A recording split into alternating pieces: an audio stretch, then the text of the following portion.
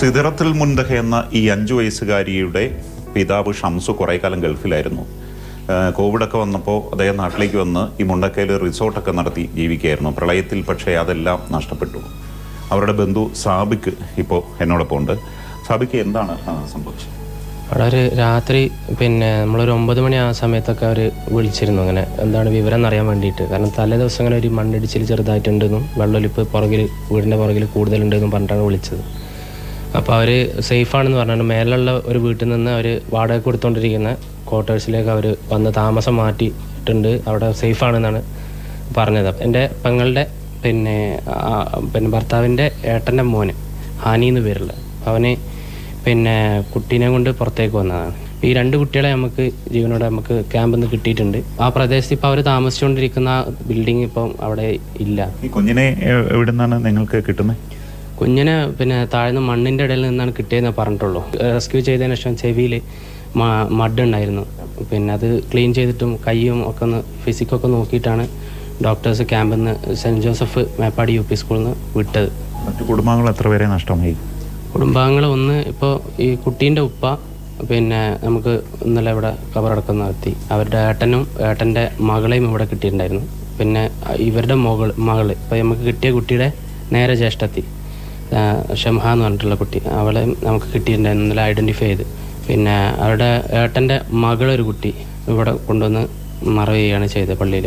അപ്പോൾ ഈ ജ്യേഷ്ഠൻ്റെ ഭാര്യ അതേപോലെ തന്നെ ചെറിയൊരു മോന് 11 വയസ്സുള്ളൊരു മോന്, 9-11 വയസ്സാണ് വയസ്സുള്ളൊരു മോന്, അവരൊന്നും നമുക്ക് കിട്ടിയിട്ടില്ല.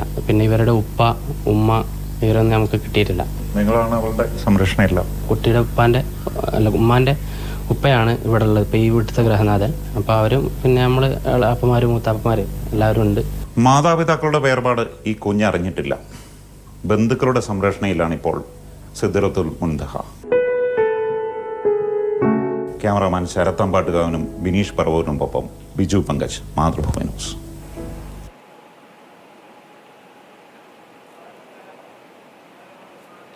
ഈ വാർത്ത കണ്ട് കേരളം ഒറ്റക്കെട്ടായി പറയുന്നു, ഞങ്ങൾ ആ കുഞ്ഞിനെ വളർത്താമെന്ന്. കുഞ്ഞിനെ എടുത്തു വളർത്താൻ സന്നദ്ധത കാണിച്ച അനേകം പേരിൽ ഒരാളായ കോട്ടയം പാമ്പാടി സ്വദേശി ഗീതാഞ്ജലി നമുക്കൊപ്പം ചേരുന്നു. അതിനു മുൻപ് ഈ വാർത്ത നമുക്ക് മുന്നിലേക്ക് എത്തിച്ച ബിജു പങ്കജ് ചേരുന്നുണ്ട്. ബിജുവിലേക്കാണ് പോകുന്നത്. ബിജു, ഒരുപാട് ദൈന്യമുഖങ്ങൾ ആ ദുരന്ത ഭൂമിയിൽ ശേഷിപ്പായി ഇങ്ങനെ പലയിടങ്ങളിലായി ഉണ്ട്. അതിൽ ഒരു വിളയാണ് നമ്മൾ പ്രേക്ഷകർക്ക് മുന്നിലേക്ക് ചൂണ്ടിക്കാണിക്കുന്നത്. ഒരുപാട് അനുകമ്പയുടെ സ്വരങ്ങൾ, വിളികൾ ഒക്കെ മുന്നിലേക്ക് എത്തുന്നുണ്ട്. ബിജു, നേരത്തെ ഇപ്പോൾ സഹായത്തിനുള്ള ആളുകൾ പറയുന്നത് പോലെ തന്നെ ആ കുഞ്ഞുമകൾ അറിഞ്ഞിട്ടില്ല തൻ്റെ വളർത്ത് കൈകൾ അറ്റുപോയി എന്ന വിവരം. അവൾ ഈ ഭൂമിയിലേകയാണെന്ന്. അപ്പോൾ അങ്ങനെ ഒരുപാട് വിളികൾ സംരക്ഷണവുമായി ബന്ധപ്പെട്ട് വരുമ്പോൾ അതിൽ എന്തൊക്കെയാണ് ബിജുവിന് പറയാനുള്ളത്?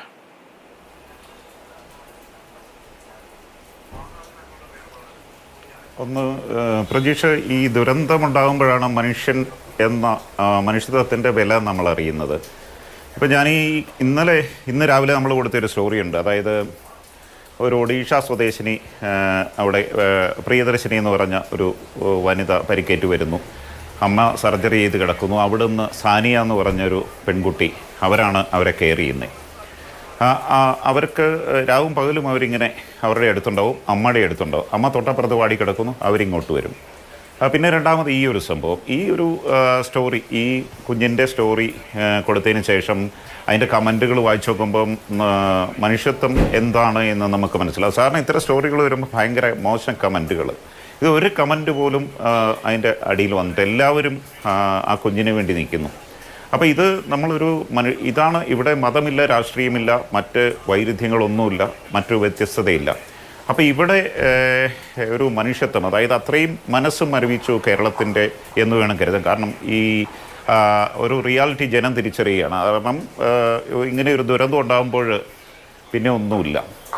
അപ്പോൾ അങ്ങനെ വരുമ്പോൾ ഈ കമൻറ്റുകൾ വായിക്കുമ്പോൾ നമുക്ക് ഭയങ്കരമായിട്ടൊരു ഒരു വിഷമം തോന്നും. കാരണം അതുപോലെ തന്നെ നമുക്കൊരു സന്തോഷമുണ്ട്. കാരണം ആ കുഞ്ഞിന് വേണ്ടി കേരളത്തിലെ ജനങ്ങൾ ഒറ്റക്കെട്ടാണ് എന്നുള്ളൊരു റിയാലിറ്റി വരുന്നു. ഇപ്പം ആ കുഞ്ഞിന് മറ്റ് അമ്മയുടെ സഹോദരിയുടെ വീട്ടിലാണുള്ളത്.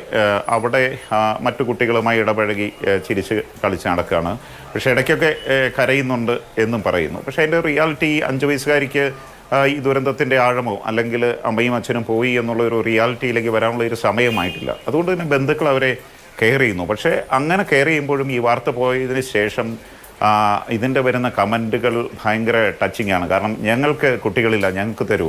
അപ്പോൾ ഇത്തരത്തിൽ ഒരു മതമില്ല, രാഷ്ട്രീയമില്ല, മനുഷ്യൻ മാത്രമാണെന്ന റിയാലിറ്റിയിലേക്ക് ഇത്തരം സംഭവങ്ങളൊക്കെ എത്തുകയാണ്. അത്തരമൊരു തിരിച്ചറിവ് നമുക്കുണ്ടാകുന്നത് നഷ്ടങ്ങൾ ഉണ്ടാകുമ്പോൾ മാത്രമാണ് എന്നുള്ളതാണ് ഈ വാർത്ത റിപ്പോർട്ട് ചെയ്തത്. ശരി ബിജു, അങ്ങനെ വന്ന നമ്മുടെ ഈ റിപ്പോർട്ട് കണ്ട് സന്മനസ് കാട്ടി ഈ പ്രിയപ്പെട്ട കുഞ്ഞിനെ സംരക്ഷിക്കാമെന്ന് വാഗ്ദാനവുമായി വരുന്ന ഗീതാഞ്ജലി നമുക്കൊപ്പം ചേരുന്നുണ്ട്.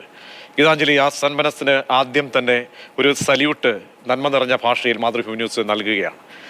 താങ്കൾക്ക് ഈ വാർത്ത ശ്രദ്ധയിൽപ്പെട്ടപ്പോൾ ആദ്യം മനസ്സിലേക്ക് വന്ന കാര്യങ്ങൾ, കാരണം ഒറ്റപ്പെട്ടു പോയ മരവിപ്പിൻ്റെ ഒരുപാട് വിളികൾ, രോദനങ്ങൾ, വിലാപനങ്ങൾ ആ ഭൂമിയിൽ നിന്നും കേൾക്കുന്നുണ്ട്. ആദ്യത്തെ പ്രതികരണം?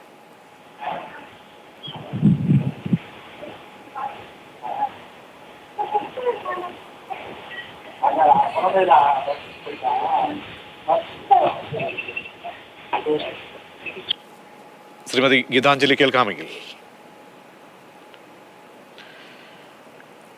ഗീതാഞ്ജലി, നന്മയുടെ ഒരു കയ്യൊപ്പ് ചാർത്തിക്കൊണ്ടുള്ള ഒരു പ്രതികരണമാണ് താങ്കളുടെ ഭാഗത്തു നിന്നും ഉണ്ടായിരിക്കുന്നത്. എങ്ങനെയാണ് ഈ വാർത്ത, ഞങ്ങളുടെ മാതൃഭൂമി ന്യൂസിലൂടെ വാർത്ത അറിയുമ്പോൾ ആ മനസ്സ് പിടഞ്ഞത്? നമസ്കാരം സാർ. ഞാൻ ഫോണിലൂടെയാണ് ഈ വാർത്ത കണ്ടത്. കണ്ടുകൊണ്ടിരുന്നപ്പോൾ സത്യത്തിൽ എനിക്ക് 2 മക്കളാണുള്ളത്. ഞാൻ അവരുടെ സ്ഥാനത്താണ് ആ കുഞ്ഞിനെ കണ്ടത്. അപ്പോൾ തന്നെ എനിക്ക് ഒരുപാട് വിഷമമായി ആ വാർത്ത കണ്ടതിൽ. അങ്ങനെയാണ് ഞാൻ ആ കമന്റ് ഇട്ടത് തന്നെ. അപ്പോൾ കുഞ്ഞിനെ, കാരണം ഒരുപാട് ഇപ്പോൾ കുഞ്ഞുള്ളത് ബന്ധുക്കളുടെ കൂടെ ഒപ്പമാണ്. അപ്പോൾ കുഞ്ഞിനെയൊക്കെ ഏറ്റെടുക്കാനുള്ള ഒരുപാട് അനുകമ്പ നിറഞ്ഞ വിളികളൊക്കെ ഈ വാർത്തയുമായി ബന്ധപ്പെട്ട് കമന്റുകളൊക്കെ നല്ല രീതിയിൽ വരുന്നുണ്ട്. അപ്പോൾ നമ്മൾ ഇന്നിപ്പോൾ ഈ ദുരന്തഭൂമിയിൽ നോക്കൂ, ഒരു മാതാപിതാക്കൾ കിലോമീറ്ററുകളോളം വണ്ടി വിളിച്ച് മുലയൂട്ടാനായ ഭൂമിയിലേക്ക് എത്തുകയാണ്. അങ്ങനെ നല്ല നല്ല ഒരുപാട് അനുഭവങ്ങൾ നമ്മുടെ മുന്നിലുണ്ട്. അപ്പോൾ ഈ കുഞ്ഞിലേക്ക് എത്തണം, ഈ കുഞ്ഞിനെ കാണാനൊക്കെയുള്ള ഒരു തോന്നൽ ഉണ്ടാകുന്നുണ്ടല്ലേ? തീർച്ചയായിട്ടും. ഒന്നാമത് 2 ആമക്കൾ കൂടി ആയതുകൊണ്ട് ഒരു പെൺകുഞ്ഞിനോട് നമുക്ക് പ്രത്യേക വാത്സല്യം കാണുമല്ലോ സാർ. പിന്നെ എന്താണ് പറയണ്ടേ, എനിക്ക് വാക്കുകളില്ല സത്യം പറഞ്ഞാൽ എന്താ പറയണ്ടേന്ന്. ഇപ്പം ആ കുഞ്ഞിന് ഇപ്പോൾ ഒരുപാട് സ്വത്തുവകകളൊന്നും എനിക്കില്ല. ഞങ്ങള് അന്നു കൊണ്ടുവന്ന് കഴിയുന്നവരാണെന്ന് ഞാൻ ആ കമന്റിൽ ഇട്ടിട്ടുണ്ട്. എങ്കിൽ പോലും എനിക്ക് ജാതിയോ മതമോ ഒന്നും എനിക്ക് പ്രശ്നമില്ല. എൻ്റെ 2 മക്കളുടെ കൂടെ എൻ്റെ കുഞ്ഞിനെ ഒരു പെറ്റമ്മ പോലെ നോക്കാൻ എനിക്ക് സമ്മതമാണെന്നാണ് ഞാൻ അതിൽ പറഞ്ഞിരിക്കുന്നത്. കാരണം ഗീതാഞ്ജലി, ചിലരൊക്കെ അതിവൈകാരികതയിൽ പല പല വാഗ്ദാനങ്ങൾ പറയും.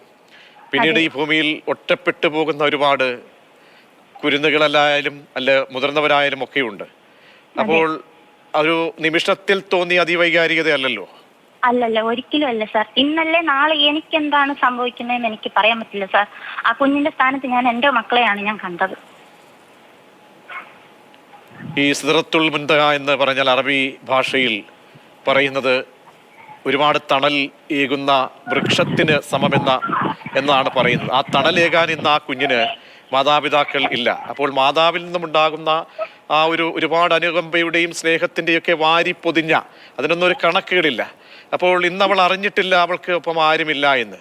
അങ്ങനെയൊക്കെയുമ്പോൾ അവളേക്ക് എത്തുക, ഒരുപാട് നടപടിക്രമങ്ങളൊക്കെ ഉണ്ട്. അവരുടെ ബന്ധുക്കളുടെ സംരക്ഷണയിലാണ് അവളിപ്പോൾ ഉള്ളത്.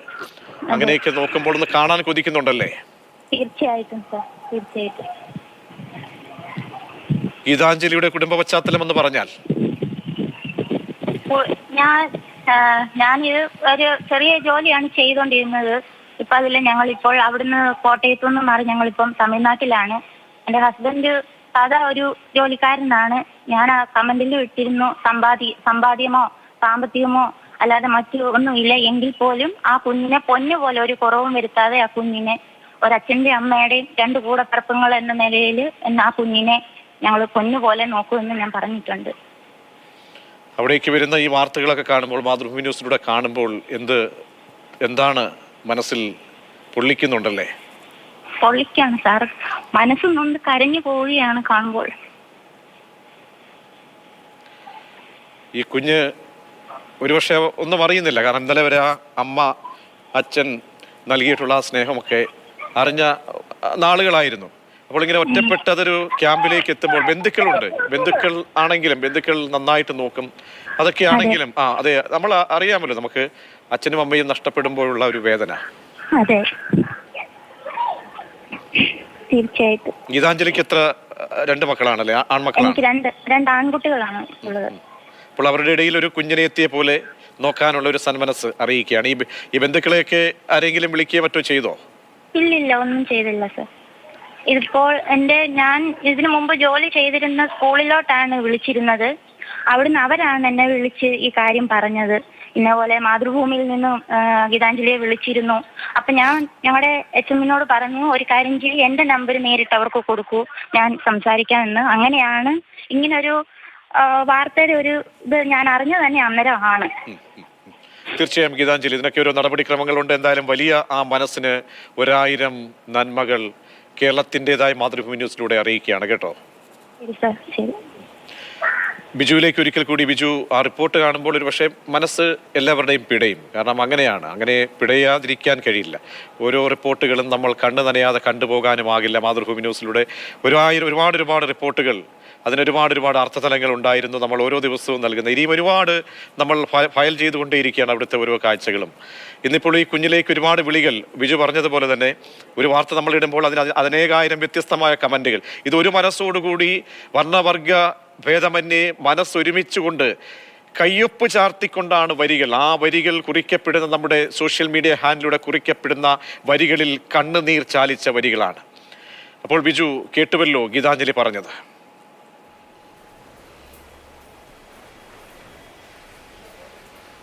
തീർച്ചയായും അവർ അതുപോലുള്ള നിരവധി കമൻറ്റുകൾ വരുന്നുണ്ട്. ഒന്ന്, കുട്ടികളില്ലാത്ത ദമ്പതികൾ, അതുപോലെ ദത്തെടുക്കാൻ താല്പര്യമുള്ളവരൊക്കെ ഇത്തരം കമൻറ്റുകൾ ഇടുന്നുണ്ട്. പക്ഷേ എന്തായാലും ആ കുഞ്ഞിൻ്റെ അമ്മയുടെ സഹോദരിയുടെ അടുത്ത് വളരെ സുരക്ഷിതയാണ്. അവരുടെ കുട്ടികളിൽ ഒരാളായിട്ട് ആ കുഞ്ഞ് വളരും എന്നാണ് എനിക്ക് തോന്നുമ്പോൾ, എനിക്ക് അവിടുന്ന് ആ വീട്ടിൽ നിന്ന് പോരുമ്പോൾ തോന്നിയത്. കാരണം അത്ര ഇൻറ്റിമസിയോടുകൂടി അവർ ദുഃഖങ്ങളൊന്നും അറിയിക്കാതെ ആ സഹോദരിയുടെ കുട്ടികളുടെ കൂടെ അവർ കളിച്ചുകൊണ്ടിരിക്കുന്ന ഒരു ദൃശ്യത്തിലാണ് നമ്മൾ പോരുന്നത്. എന്തായാലും ഈ ഒരു വലിയ മനസ്സ്, കേരളത്തിൻ്റെ വലിയ മനസ്സ് ഇങ്ങനെയൊക്കെയുള്ള സംഭവങ്ങളുണ്ടാകുമ്പോൾ ഉണരുന്നത് ഒരുപക്ഷെ അത് വലിയ കാര്യമാണ്.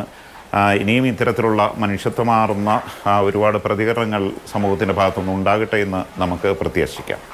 ശരി ബിജു, കാരണം ഈ ഓരോ ദുരന്തങ്ങളും ഓർമ്മപ്പെടുത്തുന്നത് ഒരുപാട് അർത്ഥങ്ങളാണ്. അവിടെ ഒറ്റപ്പെട്ടു പോകുമ്പോൾ അവിടെ കരങ്ങൾ വന്ന് നമ്മെ സംരക്ഷിക്കുന്ന കരങ്ങൾ അനവധി പേരാണ്. അവിടെ മറ്റ് അർത്ഥതലങ്ങളോ അല്ലെങ്കിൽ സങ്കുചിതമായ കാഴ്ചപ്പാടുകളോ ഒന്നുമില്ല എന്ന് വീണ്ടും ഓർമ്മിപ്പിക്കപ്പെടുന്ന ഒരു ദുരന്തത്തിൻ്റെ നടുക്കുന്ന നിമിഷത്തിലാണ് നമുക്കിനി